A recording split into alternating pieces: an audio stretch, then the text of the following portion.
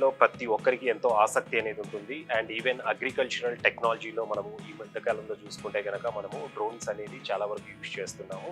So ఇలాంటి drones మీద train చేసేందుకు మనకు కావేరీ యూనివర్సిటీలో డ్రోన్ ట్రైనింగ్ అకాడమీ అనేది ఎస్టాబ్లిష్ చేశారు. మనతో పాటు ఇప్పుడు సెంటర్ హెడ్ ఎవరైతే ఉన్నారో రాజేష్ కుమార్ గారు మనతో పాటు ఉన్నారు. Kaveri university drone training academy centre head తను. సార్ రాజేష్ కుమార్ గారు నమస్తే అండి. సో ఇది చాలా మంచి ఇంట్రెస్టింగ్ టాపిక్ అండి, డ్రోన్ ట్రైనింగ్ అనేది. సో చాలా మందికి పిల్లల దగ్గర నుండి పెద్దల వరకు అందరికీ కూడా డ్రోన్ ఫ్లయింగ్ అంటేనే చాలా వరకు ఇంట్రెస్ట్ అనేది ఉంటుంది.